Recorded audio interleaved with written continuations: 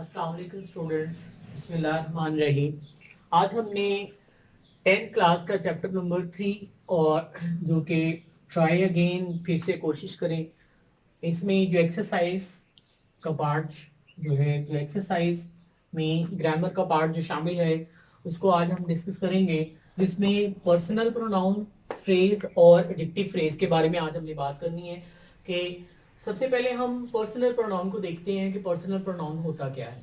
Personal pronoun के बारे में हम कहते हैं कि इसकी डेफिनेशन ये है कि वो ये कहता है कि that is use for 3 persons.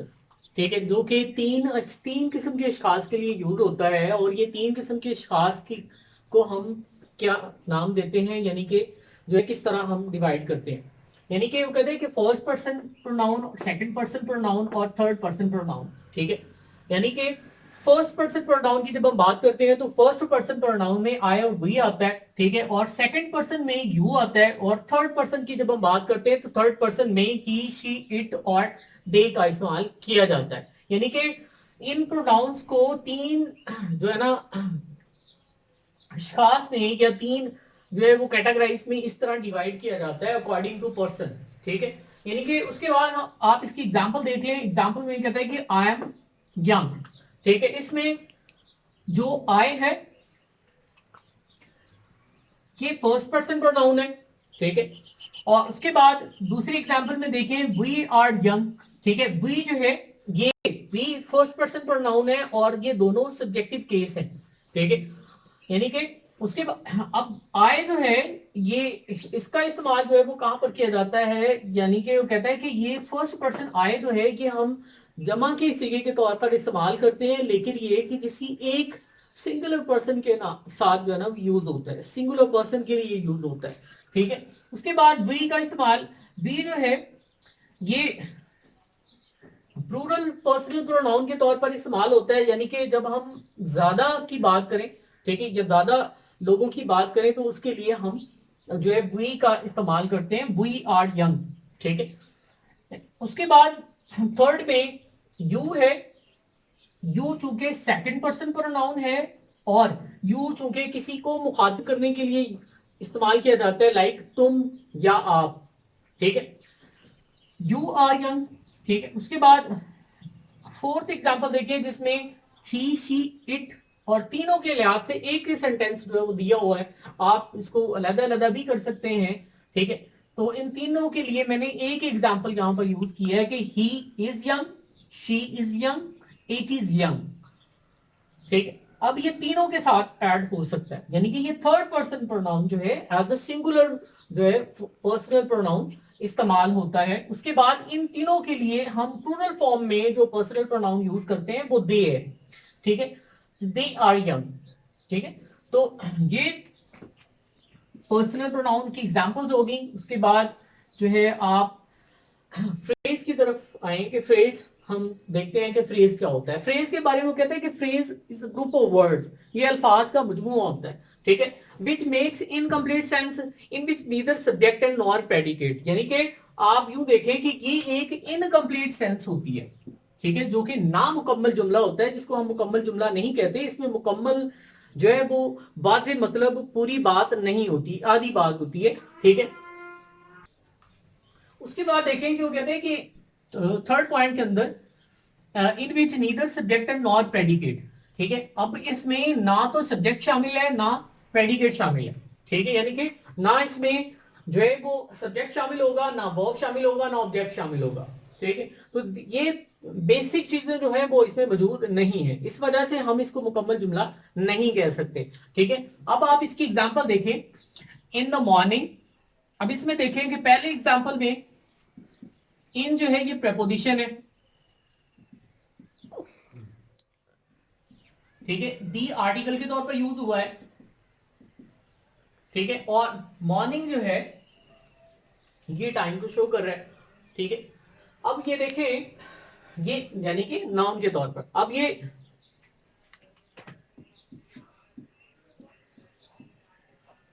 जी, तो इन प्रेपोजिशन द जो है ये आर्टिकल है, मॉर्निंग जो है ये नाउन के तौर पर इस्तेमाल हुआ। दूसरी एग्जांपल में देखें कि ऑन द टेबल।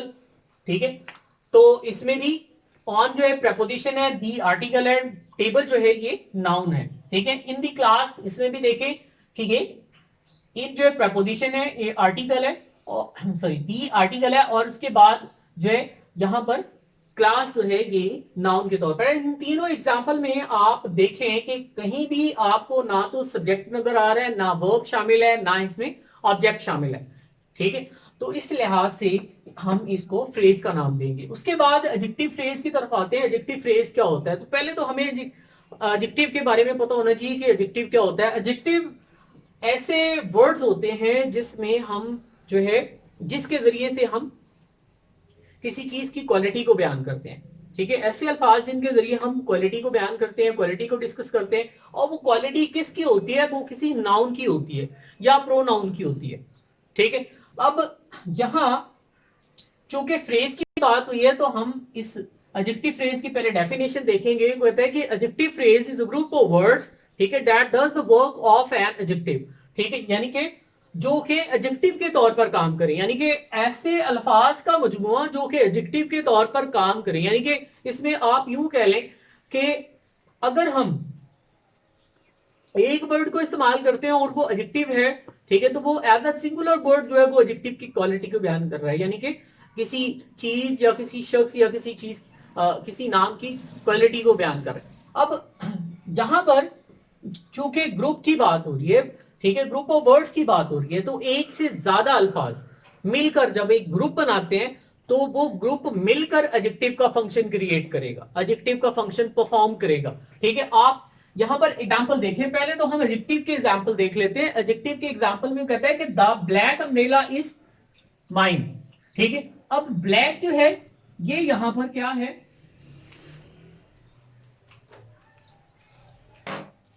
अब ब्लैक यहां पर जो है ये एडजेक्टिव है, ठीक है। उसके बाद अम्ब्रेला जो है ये यहां पर नाउन है, ठीक है। तो इट्स मीन दैट कि ये जो क्वालिटी एडजेक्टिव बयान कर रहे हैं, तो ये किसकी है? ये इस नाउन की है, यानी कि अम्ब्रेला की है, यानी कि इस ब्लैक अम्ब्रेला। तो इस अम्ब्रेला का कलर जो है ये क्या है? ब्लैक है। तो ब्लैक जो है ये एडजेक्टिव यानी कि इसकी इस अम्ब्रेला की क्वालिटी है जी। उसके बाद हम एडजेक्टिव फ्रेज की तरफ आते हैं। तो इसकी एग्जांपल नीचे आपके सामने लिखी हुई है, the umbrella with a broken handle is mine, ठीक है। अब विद आ ब्रोकन हैंडल, इसको मैंने अंडरलाइन करके इसको जो है ना नीचे मैंने अलग से लिखा भी हुआ है। तो ये यहां पर ग्रुप ऑफ वर्ड्स हैं, ये फ्रेज है, ठीक है। अब ये फ्रेज कैसे है, हमने इस चीज को प्रूव करना है। तो यहां ऊपर वाली एग्जांपल में देखें कि हमने अम्ब्रेला को एक वर्ड के जरिए उसकी क्वालिटी बयान कर दी। तो जी अब हम एडजेक्टिव फ्रेज की एग्जांपल को देखते हैं कि एडजेक्टिव फ्रेज में मैंने ये जो एग्जांपल आपके सामने लिखी है इसको अंडरलाइन भी किया और इसको नीचे भी लिखा है, ठीक है। तो ये अल्फाज का मजमूआ है, ठीक है। अब हमने ये प्रूफ करना है कि ये एडजेक्टिव फ्रेज कैसे है, ठीक है।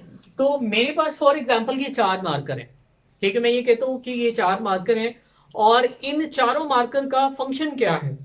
इन चारों मार्कर का फंक्शन ये है कि राइट करना, लिखना, ठीक है। तो ये एक के जरिए से भी जो मैं काम करूंगा वो भी सेम फंक्शन होगा। अगर मैं इन चारों के साथ काम करूंगा मिलके, तो वो भी क्या होगा?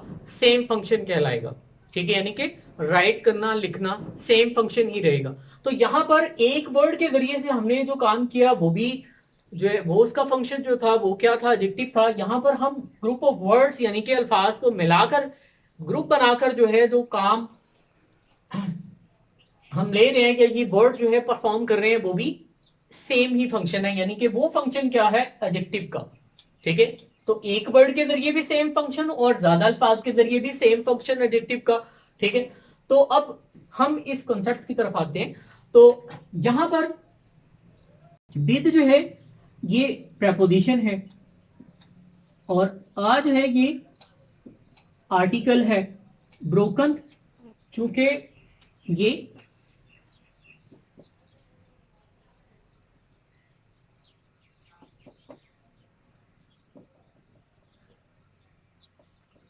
पास्ट पार्टिसिपल है, लेकिन और पास्ट पार्टिसिपल का फंक्शन जो होता है वो एज अ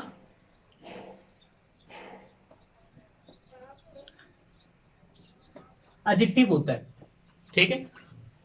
उसके बाद हैंडल इसमें नाउन है। अब आप इसको दोबारा से देख लें कि विद जो है इसमें प्रपोजिशन है, आ जो है ये इसमें आर्टिकल है, ब्रोकन जो है ये है तो वर्ब, ठीक है, लेकिन ये पास्ट पार्टिसिपल है, ठीक। और पास्ट पार्टिसिपल का जो फंक्शन होता है वो एज एन एडजेक्टिव होता है, इसलिए हम इस वर्ड को यानी कि इस वर्ब को हम एडजेक्टिव कह सकते हैं, ठीक है। और हैंडल जो है जो कि नाउन है, ठीक। अब विद आ ब्रोकन हैंडल यानी कि ये हैंडल टूटा हुआ, ठीक है, एक टूटे हुए हैंडल के साथ, ठीक। अब ये क्वालिटी है किसकी, इस अम्ब्रेला की। अब इन अल्फाज, सारे अल्फाज का जो फंक्शन होगा वो क्या होगा, यानी कि इन सारे अल्फाज को हम ग्रुप ऑफ वर्ड्स का नाम दे देंगे। इन सारे अल्फाज को हमने ग्रुप ऑफ वर्ड्स का नाम दे दिया। अब यहां पर हमने ये देखना ये है कि ये अल्फाज मिलकर जो है ये फंक्शन कौन सा परफॉर्म कर रहे हैं। तो ये मिलकर फंक्शन जो है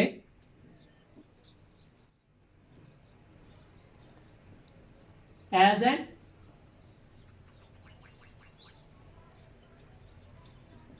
एडजेक्टिव, ठीक है, यानी कि ये फंक्शन जो है एज एन एडजेक्टिव परफॉर्म कर रहे हैं। तो इस वजह से हम ये कह सकते हैं कि ये ग्रुप ऑफ वर्ड्स जो है मिलकर जो ग्रुप बना रहे हैं उस ग्रुप को हम एडजेक्टिव फ्रेज का नाम दे सकते हैं। यानी कि ये अल्फाज का ग्रुप जो है ये एडजेक्टिव फ्रेज कहला सकता है, यानी कि ये एडजेक्टिव फ्रेज है।